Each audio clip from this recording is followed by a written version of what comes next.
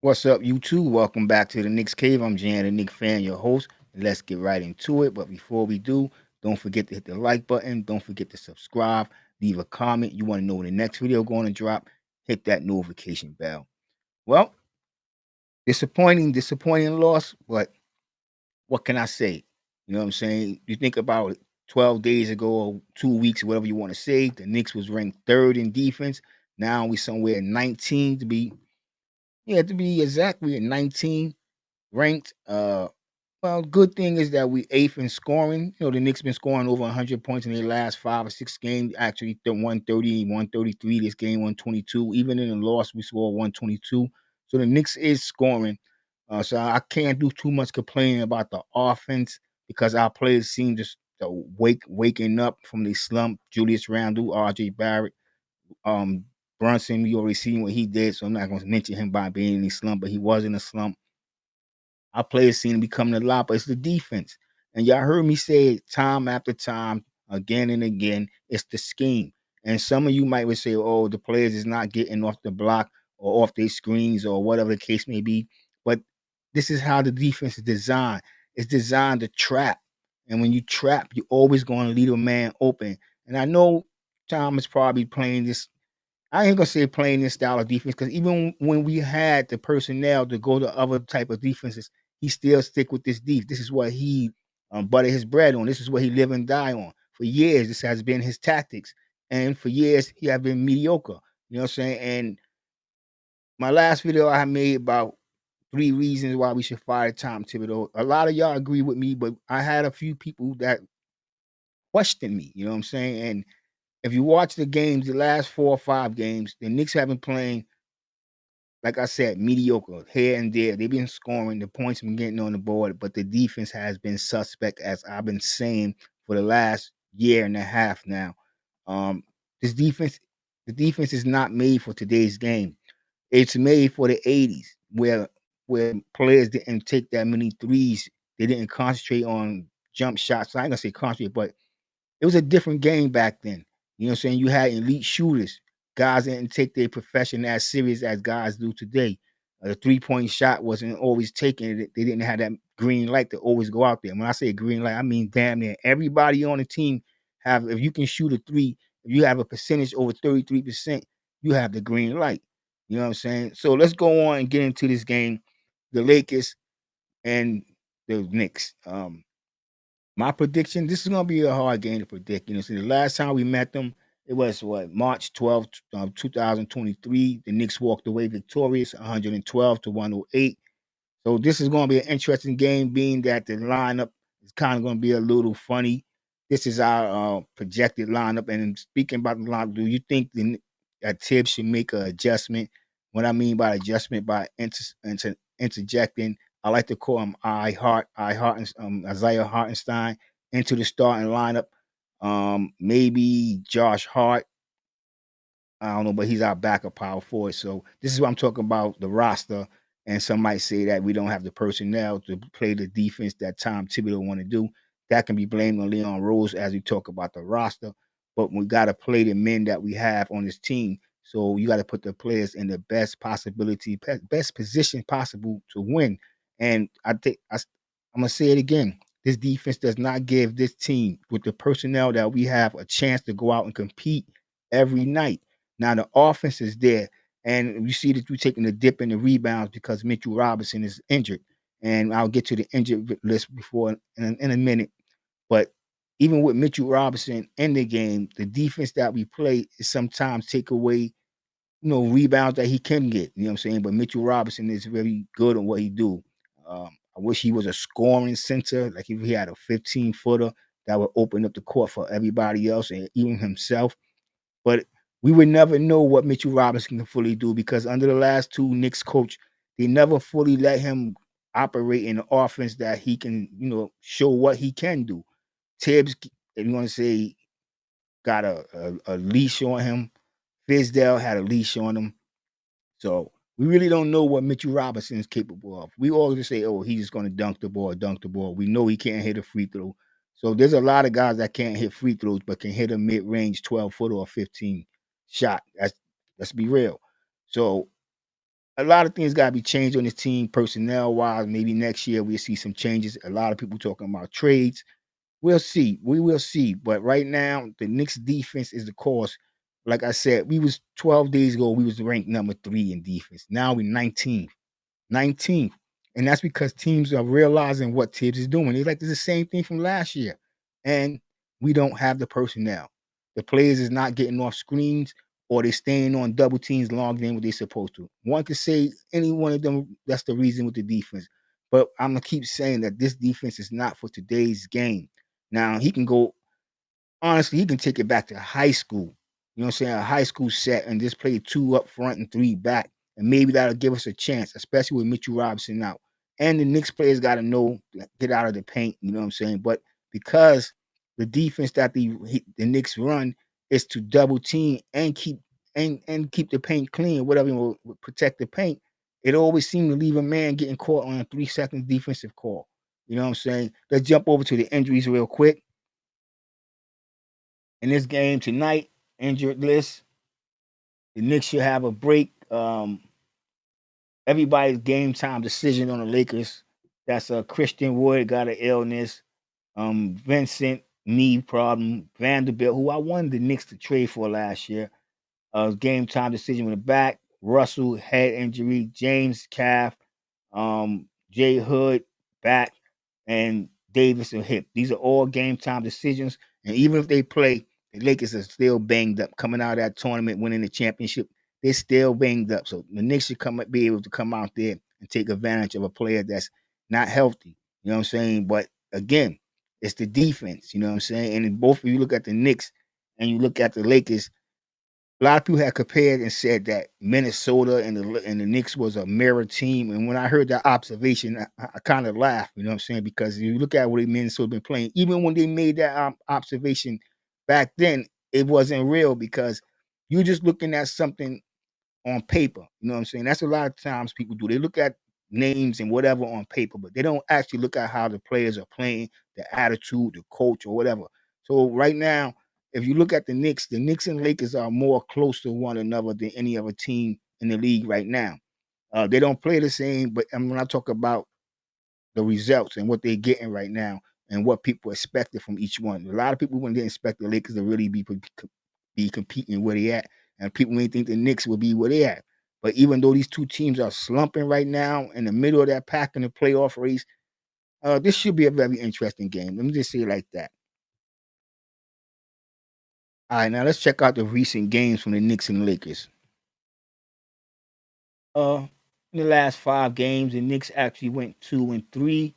We seen that blowout loss against the Clippers, 22 points. They beat the Suns, and look, they beat the Suns, and they lost by 120. They had 122 points when they lost, and the Suns had 122 points. And this is what I say about it. If you look at the points the Knicks scored, the Knicks have been scoring the ball, you know what I'm saying, and passing the ball lately too. It's the defense. It's the defense that's giving the Knicks the problem. That's giving away games. And I forgot your name because I meant to put your comment in one of my videos because you was talking about how Tibbs is the best coach that we had, and I'm not going to disagree with you. If you look at the stats and what he have done since he's been here, yes, he is one. He is the best coach that we had in a while. But at the same time, I don't want to stay mediocre, and that's what Tibbs is. He's a mediocre coach. He's always going to keep us right there. You know what I'm saying? Right above 500 one year, and then next year we don't know if Leon Rose improves the roster. Who knows? And a lot of people want to talk about you should trade for Cat. I don't think Cat want to come play for Tibbs. He played for Tibbs already. He know what Tibbs going to do, and I don't think he's anxious to come play for Tibbs again. Just trust me. I think he would have some say so in any type of trade, and I don't think it would happen. That's just my opinion. When we look at the last 5 games, as I said, the Knicks went 2-3. And you look at the Lakers; they're actually 2-3. When I say 2-3, I mean the Knicks won 2 games and lost 3. The Lakers won 2 games. Well, no, actually won 2 games and lost 2. But they both coming off losses. Excuse me. The Lakers is coming off a loss to the Spurs. Spurs broke, I think, an 18-game losing streak, something like that, against the Lakers.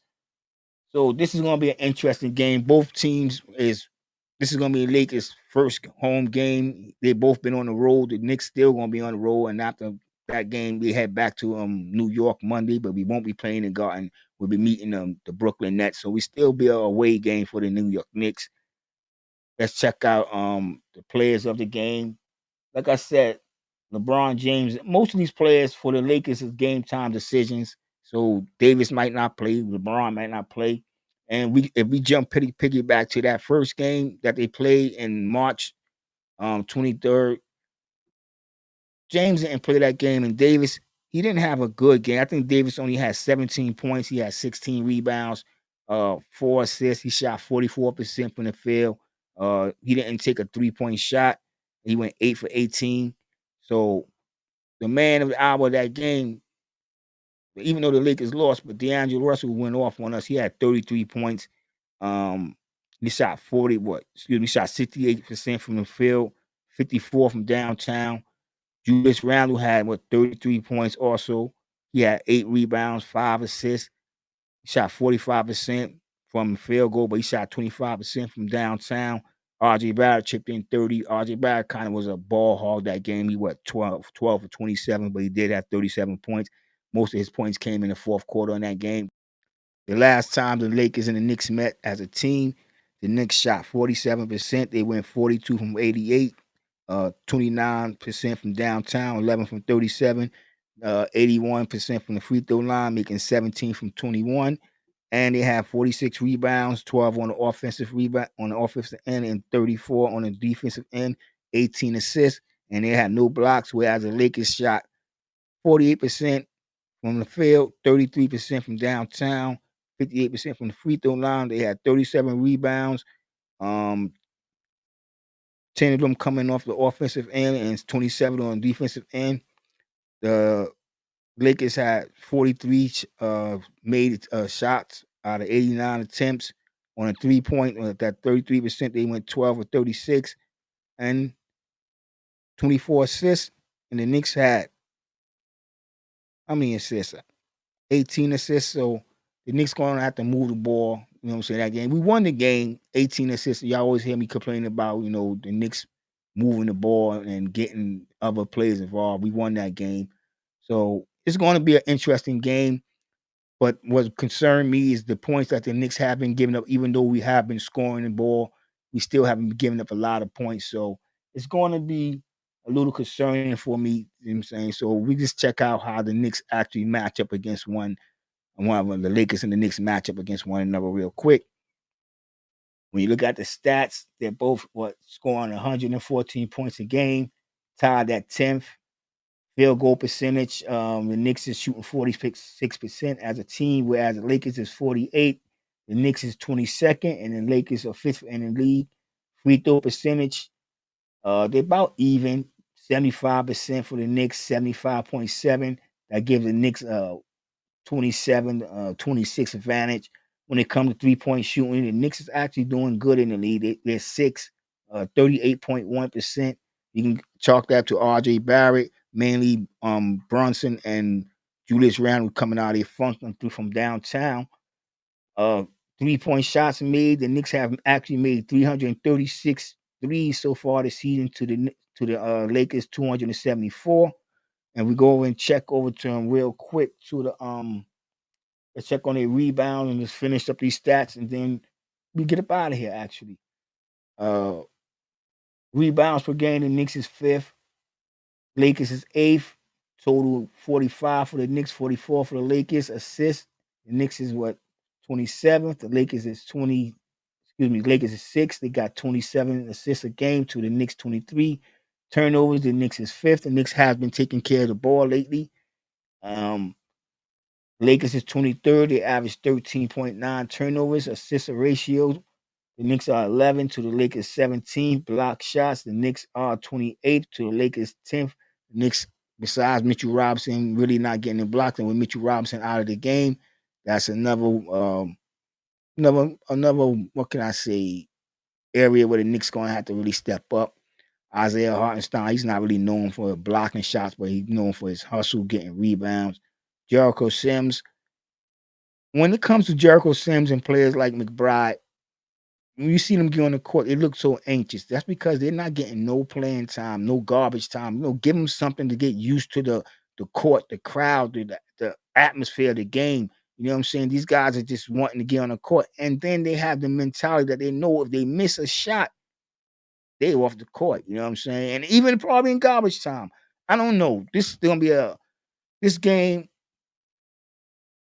What can I say? Because the last game against Phoenix, I actually heard people talking about that was a statement game, and I said this could be a game that can put the Knicks on the right track. I didn't say it was a statement game, you know what I'm saying? Because as good as the Phoenix look on paper, when you really take a hard look on paper, they don't have a bench. They don't have no depth. So just like when Bradley Beal got hurt, or if Kevin Durant having a bad game, or Booker, but so it wasn't that cause of what that wasn't the cause of the Knicks winning because the Knicks players was having a good game. But besides them two and Bill wasn't there, what do Phoenix have? So when people were talking about a statement game, I don't know. But a game that we beat Kevin Durant after not beating him for 10 straight years, it felt good in that department. I'm not gonna lie. It felt good because it was a win. You know what I'm saying? After coming off that loss, we just suffered the game before to the Utah Jazz.